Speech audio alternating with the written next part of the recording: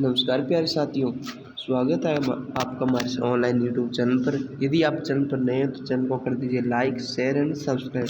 अपन आज इस वीडियो में बीएससी सेकंड के केमिस्ट्री के पेपर थर्ड की जो यूनिट नंबर सेकंड, या अपन तो यूनिट सेकंड कर रहे हैं और यूनिट नंबर कौन सी करेंगे आज? 4। यूनिट नंबर 4 कौन सी है? फिजिकल केमिस्ट्री की यूनिट नंबर 4 वैद्युत रसायन फर्स्ट यानी इलेक्ट्रोकेमिस्ट्री फर्स्ट पर बात करेंगे। यदि आप बीएससी की क्लासेस से जुड़ा नहीं चाहते हैं तो प्लीज़ चैनल को कर दीजिए लाइक, शेयर एंड सब्सक्राइब।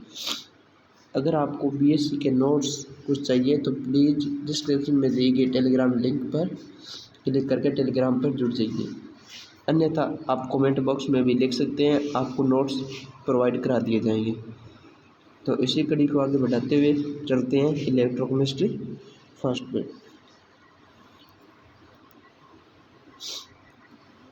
वैद्युत रसायन, इस यूनिट में अपन क्या क्या पढ़ने वाले हैं? तो अपन इस यूनिट में क्या पढ़ेंगे भाई? चालक और चालकता, ओम का नियम तो आपने पढ़ रखा है। चालक, फिर इनमें क्या पढ़ेंगे? धनायन, ऋणायन, फिर क्या पढ़ेंगे? इनके कारण क्या पढ़ेंगे?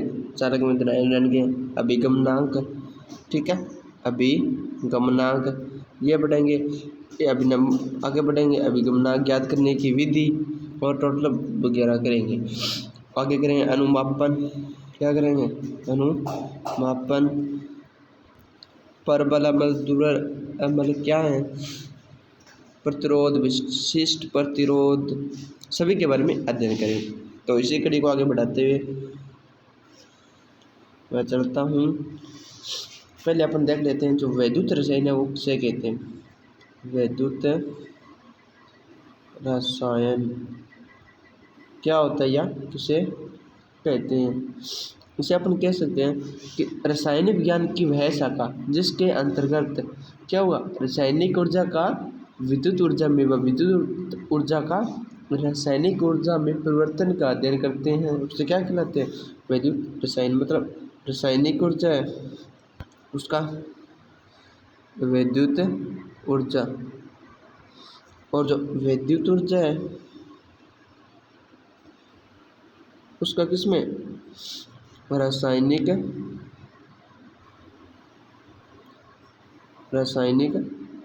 ऊर्जा, ठीक है।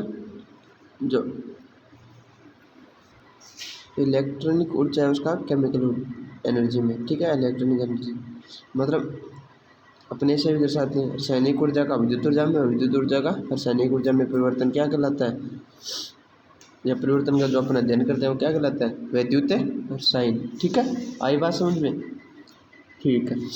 अब ये करेंगे इसके लिए क्या की जरूरत पड़ेगी? सेल या बैटरी की स्टोर के लिए। तो आगे अपन क्या देखते हैं? सेल, क्या देखते हैं? सेल। सेल क्या होता है? यानी वह युक्ति जिसके द्वारा क्या हो, जो सी यानी केमिकल एनर्जी यानी रासायनिक ऊर्जा, इसका क्या हो? विद्युत ऊर्जा। हवाई बात समझ में क्या? यानी विद्युत रसायन की परिभाषा क्या होती है? जिसके अंदर क्या है? जो केमिकल एनर्जी बोल सकते हैं रासायनिक ऊर्जा, उसका विद्युत ऊर्जा में, विद्युत ऊर्जा का रासायनिक ऊर्जा में होने वाले परिवर्तन का क्या करना होता है? अध्ययन। यहाँ पे सेल क्या है? ये जो परिवर्तन कराएगी ना, जिसके द्वारा परिवर्तन होगा वह युक्ति क्या कहलाएगी? सेल। समझ में आई? यानी वह युक्ति जिसके द्वारा जो है रासायनिक ऊर्जा का विद्युत ऊर्जा में रूपांतरित या विद्युत ऊर्जा का रासायनिक ऊर्जा में रूपांतरित या परिवर्तन होता है, क्या कहलाता है? सेल कहलाता है। अब अपन देखते हैं सेल कितने प्रकार के होते हैं भाई? सेल 2 प्रकार के। कौन कौन से? एक तो विद्युत रासायनिक सेल होते हैं, विद्युत रासायनिक सेल। दूसरा विद्युत अपघटनीय सेल। कौन से? विद्युत अपघटनीय सेल। वैद्युत रसायन, वैद्युत अपघटनी। अब वैद्युत अपघटनी व वैद्युत रसायन कौन से होते हैं? क्या हो? वह युक्ति जिसके द्वारा क्या हो, विद्युत ऊर्जा को किस में बदला जाता है? विद्युत ऊर्जा को या किस में परिवर्तित किया जाता है?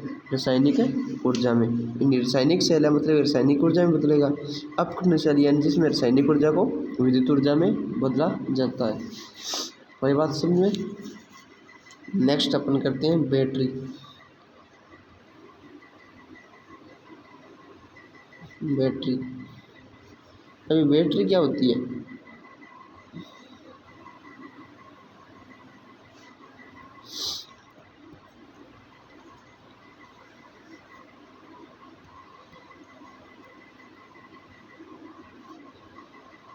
बैटरी क्या होती है इसका अध्ययन अपन करेंगे। बैटरी क्या है? सेलों का संयोजन क्या कहलाता है? बैटरी। तो अपन लिख सकते हैं सेलों का संयोजन।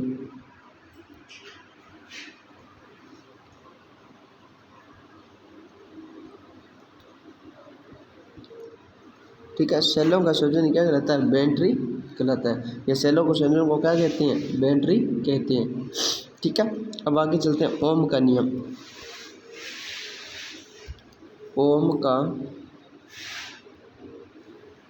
नियम, ओम का नियम।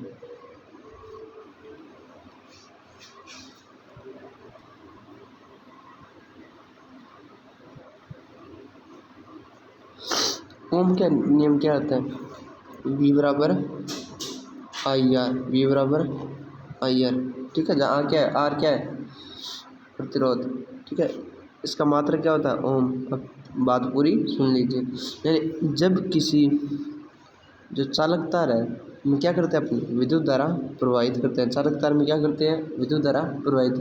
तो क्या होती है, जो चालक तार के सिरे हैं उसके ऊपर क्या, जो सिरों पर क्या होता है? विभवांतर उत्पन्न हो जाता है। जो विभवांतर होता है वो किसके समानुपाती होते हैं? चालक तार में प्रवाहित धारा का। आई बात समझ में? 20 समानुपाती आई। ओम के नियम अनुसार जब किसी चालक तार में धारा प्रवाहित की जाती है तो चालक तार के सिरों पर उत्पन्न विभवांतर समानुपाती धारा के, जो प्रवाहित धारा है उसका क्या होता है? समानुपाती होता है। यानी 20 समानुपाती आई, जहाँ पे समानुपाती का निशान हटाएंगे क्या हो जाएगा? Are I. बी बराबर आर आई लिख सकते हैं। आर क्या है? प्रतिरोध, जो क्या है? समानुपाती नियतांक भी बोल सकते हैं। ठीक है, प्रतिरोध क्या होता है? चालक तार में जब धारा प्रवाहित होती है उसको जो बाधा आती है वो क्या कहलाती है? प्रतिरोध। आई बात समझ में? बी बराबर आई आर आ गया। ओम का नियम दो, जब किसी चालक तार में धारा प्रवाहित की जाती है तो चालक तार के सिरों पर उत्पन्न विभवांतर धारा के समानुपाती होगा। अपन 10th क्लास से पढ़ने लग जाते हैं ये तो। आगे देखते हैं चालकता। क्या देखते हैं भाई? चालकता क्या होती है? चालकता उसको किससे रिप्रेजेंट करते हैं? सी से। चालकता क्या होती है? जो प्रतिरोध होता है, प्रतिरोध के विद्युत क्रम को क्या कहते हैं? चालकता कहते हैं। अब प्रतिरोध आपको बताया था, क्या बताया था? जो प्रवाहित धारा है उसके मार्ग में जो उत्पन्न बाधा है उसको क्या कहते हैं? प्रतिरोध। प्रतिरोध का मात्रक क्या होता है? ओम होता है। प्रतिरोध का मात्रक क्या होता है? ओम। आई बात समझ में? तो इसका मात्र क्या हो जाए? सी बराबर क्या लिख सकते हैं? ये चालकता क्या है? प्रतिरोध के विद्युत क्रम को चालकता कहते हैं। सी बराबर 1/r बोल सकते हैं अपन इसको। सी बराबर 1/r बोलेंगे तब इसका मात्र क्या हो जाएगा? 1/ओम। 1/ओम मतलब ओम इनवर्स। यही बात समझ में आई? Ohm inverse. ओम इनवर्स बोल सकते हैं, या इसको क्या बोल सकते हैं? मैं हो, अमचो मैं हो। ठीक है, मैं हो भी बोल सकते हैं ओम इनवर्स को। आई बात समझ में?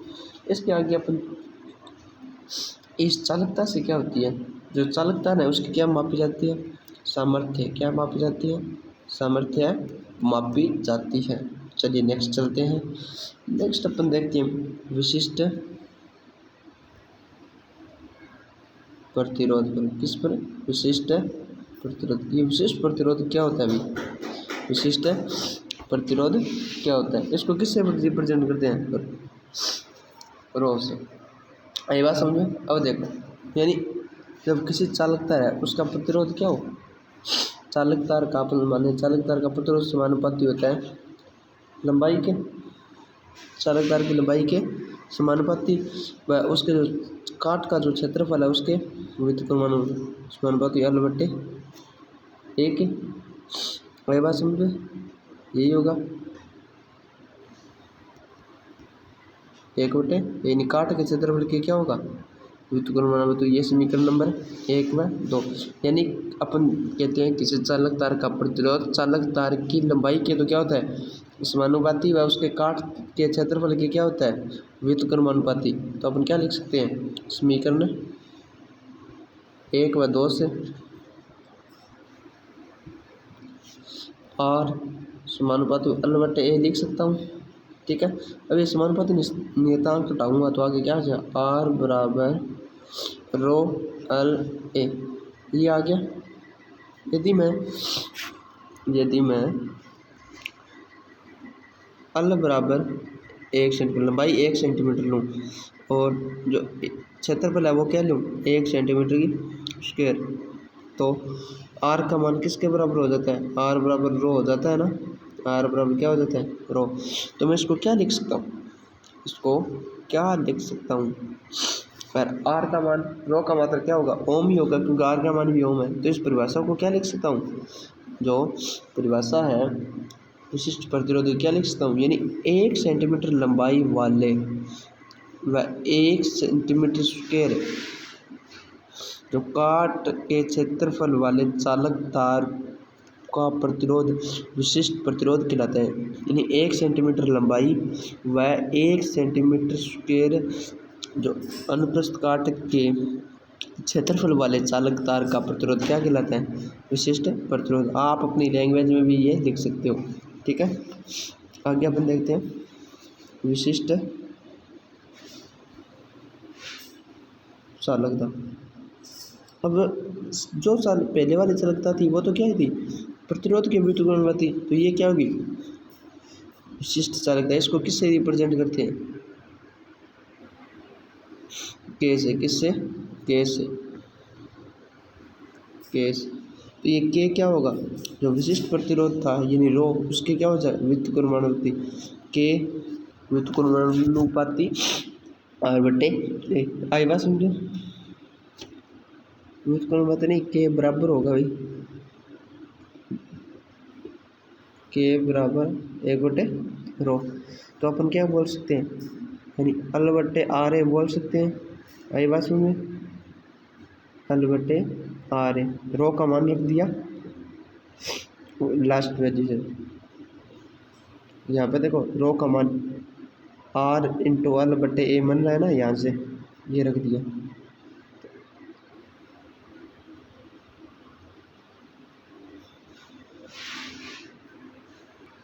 R इंटू A/L बन रहा था, यहाँ पे 1/रो है तो इसका उल्टा हो जाएगा। ठीक है, L/RA लिख सकते हैं। ठीक है, और इसको क्या लिख सकता हूँ मैं, ये और देखो L/A तो L/A सीधा रह जाएगा और इस R को मैं बाहर निकाल लेता हूँ 1/R।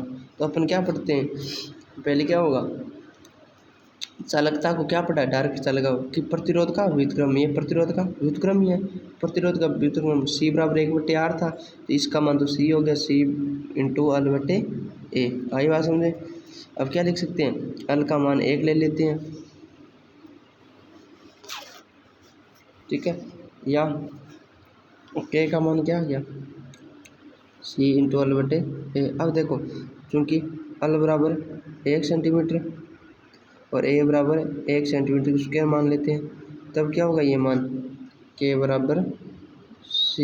अब क्या लिख सकते हैं 1 सेंटीमीटर लंबाई व 1 सेंटीमीटर स्क्वायर अनुप्रस्थ काट के क्षेत्रफल वाले चालक तार की चालकता है वो क्या कहलाती है विशिष्ट चालकता। आई बात समझ में, यानी 1 सेंटीमीटर लंबाई व 1 सेंटीमीटर स्क्वायर अनुप्रस्थ काट के क्षेत्रफल वाले चालक तार की चालकता है ना, चालकता वो क्या कहलाती है विशिष्ट चालकता कहलाती है। आई बात समझ में। आगे सेल स्थिरांक, जो सेल स्थिरांक है उसको भी किससे रिप्रेजेंट करेंगे, के से। आगे कौन सी है, सेल स्थिरांक। सेल स्थिरांक क्या होता है भाई,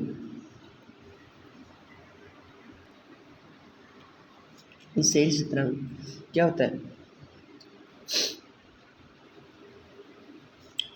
यानी अपने ये लिख सकते हैं के बराबर सी गुणा में एल बटे ए, ये अपन लिखते आए हैं पिछली। तो ये देखो के क्या है, विशिष्ट चालकता है ना,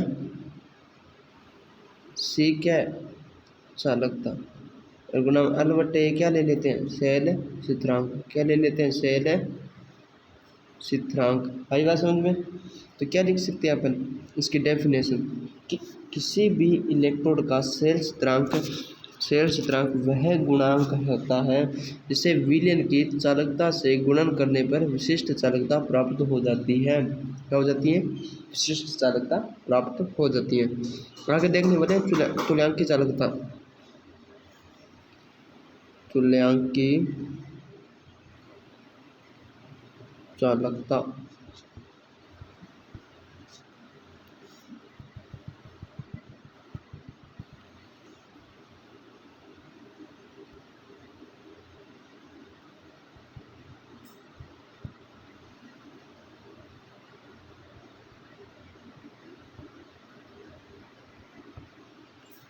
तुल्यांकी चालकता किसे कहते हैं, तुल्यांकी चालकता समझते हैं। मानो ये दो कोई क्या हो, इलेक्ट्रोड हो, ये दो क्या कोई इलेक्ट्रोड हो, ठीक है। इनकी बीच की दूरी कितनी होती है, सपोज करो इनके बीच की दूरी क्या हो, 1 सेंटीमीटर हो, और जो इनका अनुप्रस्थ काट का क्षेत्रफल है ए का मानिए जो एरिया है वो कितना है, 1 सेंटीमीटर की स्क्वायर, ठीक है। लंबाई 1 सेंटीमीटर, जो एरिया है वो कितना हो, 1 सेंटीमीटर की स्क्वायर हो। तो जो क्या होता है, जो विद्युत अपघट्य है कि जो 1 ग्राम तुल्यांक की मात्रा होती है ना, वो इसमें गुणी हो, क्या हो, विद्युत अपघट्य इसके अंदर गुणाओ। तो जो अपने को जो विलयन की चालकता प्राप्त होगी ना, तो क्या कौन सी चालकता होगी, तुल्यांकी चालकता। आई बात समझे। यानी दो इलेक्ट्रोड परस्पर कितनी हो, उनकी लंबाई में अंतर क्या हो, 1 सेंटीमीटर दूरी पर हो, वह क्षेत्रफल क्या हो, 1 सेंटीमीटर स्क्वायर, और क्या हो उनके अंदर विद्युत अपघट्य कितनी मात्रा, 1 ग्राम तुल्यांक की मात्रा क्या हो इसके अंदर, गुणी हो। तो जो प्राप्ति से या जो विलयन की जो चालकता होती है वो कौन सी कहलाती है, तुल्यांक की चालकता। इसको अपन डेफिनेशन में कैसे बदल सकते हैं, ये देखते हैं।